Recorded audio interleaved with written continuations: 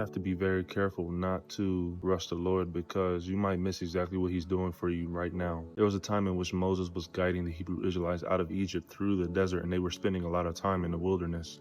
And the wilderness is not an easy place to traverse in. But during the time that they were free from Egypt, they were happy, and they understood they were on the way to the promised land. But after spending so much time in the wilderness, they began getting tired. They began to question God.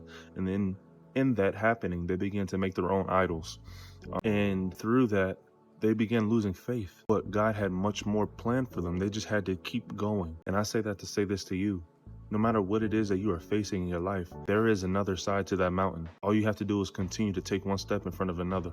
Trust the Lord with all your heart, because he has plans for you to prosper and not to fail. Understand that the Lord and his timing is so divine that it might look like things are not moving, things are not shifting, but in reality, there's so much more happening in the spirit realm first, because everything that happens in the spirit is reflected on earth, and everything that happens on earth influences the spirit. So if you begin to lose faith, what happens in the spirit realm? You're opening doors for what? Doubt. You're opening doors for the enemy to walk in and fill these voids in your mind. You have to stand strong in your faith. You have to trust the Lord and what he's doing for you. Don't open the door for the enemy. Do not allow your mind to be infiltrated by doubt, because once your mind is tainted with that spirit of doubt, it'll cause you to backslide. And the Lord has called you for so much more than where you are now. The Lord has not called you to fall short to the enemy. So in understanding that this battle of spirit and flesh is so real, because we want things to happen, and we have this, as humans, we have this desire to do better.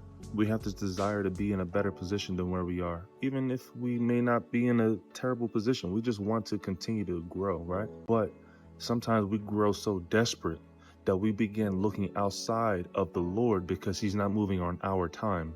But we have to understand that the Lord's timing is so divine.